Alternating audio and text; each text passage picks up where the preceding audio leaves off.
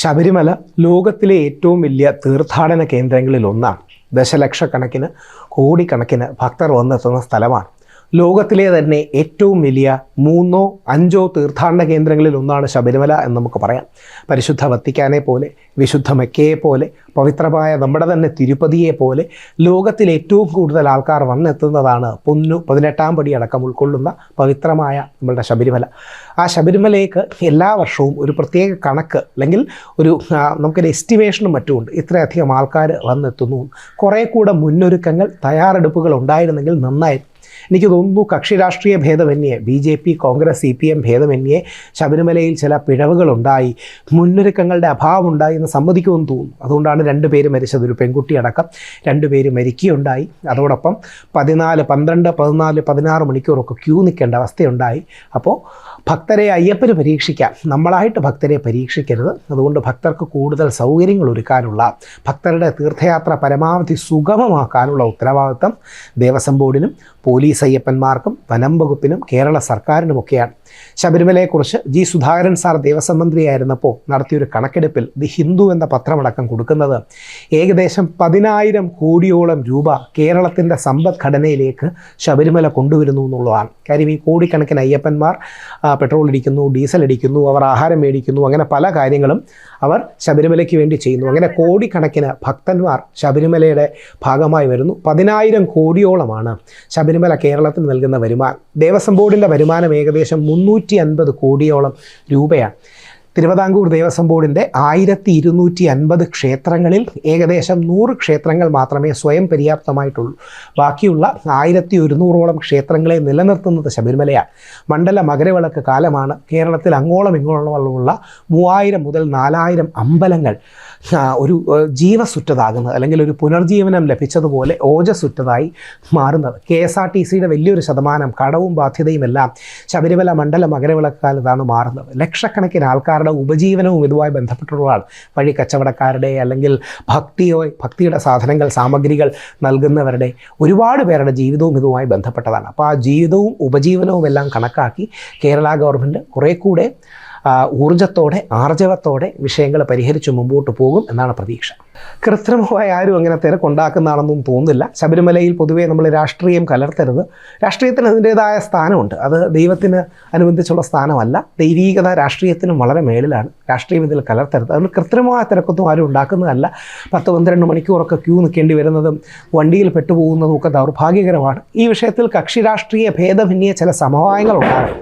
അതായത് കേരളത്തിൻ്റെ ചരിത്രം എടുത്തു നോക്കിയാൽ ഒരുപക്ഷെ ഏറ്റവും മികച്ച ദേവസ്വം മന്ത്രി കമ്മ്യൂണിസ്റ്റുകാരനായ നിരീശ്വരവാദിയായ ശ്രീ G. സുധാകരനാണ്. അദ്ദേഹമാണ് ദേവസ്വം ബോർഡ് ക്ലീനപ്പ് ചെയ്ത, ഒരുപാട് അദ്ദേഹത്തോട് തർക്കിച്ചിട്ടുണ്ട്, പക്ഷേ ദേവസ്വം ബോർഡ് ക്ലീനപ്പ് ചെയ്ത വ്യക്തിയാണ്. അദ്ദേഹത്തിൻ്റെ നാക്ക് ചിലപ്പോൾ നമ്മൾ പറയാറുണ്ട് തുരുമ്പാണെങ്കിലും മനസ്സ് സ്വർണ്ണമാണ്, അല്ലെങ്കിൽ മനസ്സ് അദ്ദേഹത്തിൻ്റെ തനി തങ്കമാണ്. അഴിമതിയില്ലാത്ത, സ്പീഡിൽ കാര്യങ്ങൾ ചെയ്യുന്ന, ഏറ്റവും നല്ല രീതിയിൽ ദേവസ്വം വകുപ്പിനെ കൊണ്ടുപോയിട്ടുള്ള G. സുധാകരൻ സാർ കമ്മ്യൂണിസ്റ്റുകാരനാണ്. ശബരിമലയുടെ ചരിത്രത്തിലെ ഏറ്റവും മികച്ച ദേവസ്വം ബോർഡ് പ്രസിഡന്റിൽ ഒരാളായ ശ്രീ പ്രയാഗ് ഗോപാലകൃഷ്ണൻ, അദ്ദേഹം കോൺഗ്രസ്സുകാരനാണ്.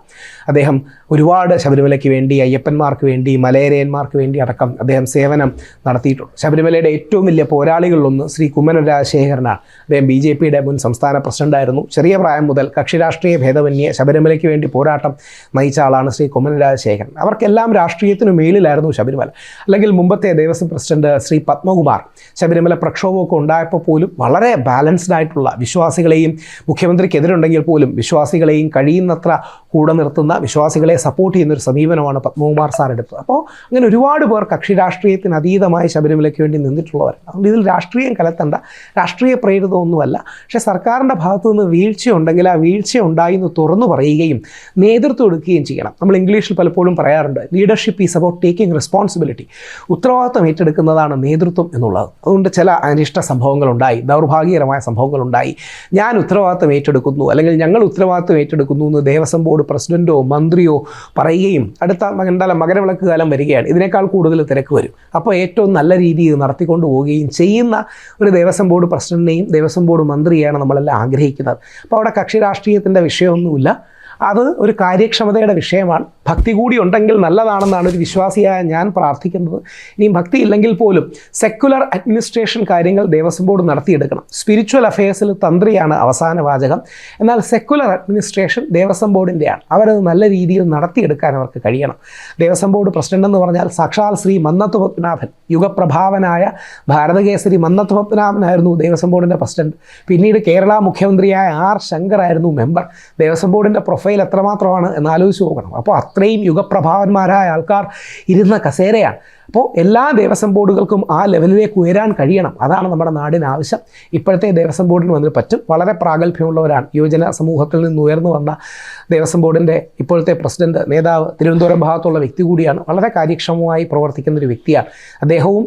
ആ അയ്യപ്പൻ്റെ അനുഗ്രഹം കൊണ്ട് ലഭിച്ച ആ സ്ഥാനത്തിൻ്റെ മഹത്വം മനസ്സിലാക്കി കൂടുതൽ പ്രയത്നം അതിലേക്ക് കൊണ്ടുവരികയും മറ്റും ചെയ്യണമെന്നുള്ളതാണ് താഴ്മയായി അഭ്യർത്ഥിക്കാനുള്ളത്. അതൊരു വളരെ സീരിയസ് ഇഷ്യൂ ആണ്. സന്നിധാനത്ത് പരിചയസമ്പന്നരായ പോലീസുകാരെ നിയമിക്കേണ്ടത് ആവശ്യമാണ്. കാര്യം പൊന്നു 18-ാം പടി 1 മിനിറ്റിൽ എത്ര പേര് കയറണം എന്നതിൻ്റെ കണക്കുണ്ട്. ഉദാഹരണം, 1 മിനിറ്റിൽ ഇപ്പോൾ 70 80 ഒക്കെയാണ് പോകുന്നത്. ചില സമയങ്ങളിൽ 60 എന്ന് പറയപ്പെടും. പക്ഷേ മുമ്പ് 100 120 വരെ പോയ അവസരങ്ങൾ വരെയുണ്ട്. അപ്പോൾ അതിനർത്ഥം എന്ന് പറഞ്ഞാൽ കൂടുതൽ കൈവഴക്കവും മെയ്വഴക്കവും അനുഭവ പരിചയവുമുള്ള പോലീസുകാരുണ്ടെങ്കിൽ മാത്രമേ അത് സാധ്യമാവൂ. ഭക്തർക്ക് ഒരുപാട് നേരം നൽകാൻ കഴിയില്ല. കാര്യം ഒരുപാട് നേരം നൽകുകയാണെങ്കിൽ പിന്നെ നിൽക്കുന്നവർക്ക് അവസരം പോകും. 18 പടി കയറാനും പിന്നീട് തൊഴാനും. അപ്പോൾ വളരെ സ്നേഹത്തോടെ പോലീസ് അയ്യപ്പന്മാർ, സാധാരണ അയ്യപ്പന്മാരോട് ഇടപെടുകയും അവരെ തെള്ളാതെ അഭ്യർത്ഥനയോട് മാറ്റുകയും ശ്രീകോവിലിന് മുമ്പിൽ വെച്ച് മാറ്റുകയും ചെയ്യണം. അതേപോലെ 18-ാം പടി വളരെ മെയ്വഴക്കത്തോടെ പോലീസ് അയ്യപ്പന്മാർ ഇവരെ പിടിച്ച് കയറ്റുകയും ചെയ്യണം. അപ്പോൾ അത് വലിയൊരു ചലഞ്ചാണ്. അപ്പോൾ അവിടെ നിന്ന് നല്ല അനുഭവ സമ്പത്തുള്ളവർക്കേ അത് പറ്റുകയുള്ളൂ. 2, പോലീസിൻ്റെ കോർഡിനേഷൻ വളരെ പ്രധാനമാണ്. അവിടെയാണ് മുമ്പ് ജയകുമാർ സാർ ഇരുന്നപ്പോൾ, ജയകുമാർ IAS ഇരുന്നപ്പോൾ 22 വകുപ്പുകൾ ഒരുമിച്ച് കോർഡിനേറ്റ് ചെയ്തുകൊണ്ടാണ് അദ്ദേഹത്തിന് അവിടെ ശബരിമല നന്നായിട്ട് മുമ്പോട്ട് കൊണ്ടുപോകാൻ കഴിഞ്ഞത്. വളരെ എഫിഷ്യൻ്റായ സീനിയർ ഓഫീസേഴ്സിനെ നിയമിക്കുമ്പോൾ അത് ഭയങ്കരമായി ഗുണം ചെയ്യും. അതിലേക്ക് അവർ വന്നെത്തും എന്ന് പ്രതീക്ഷിക്കും.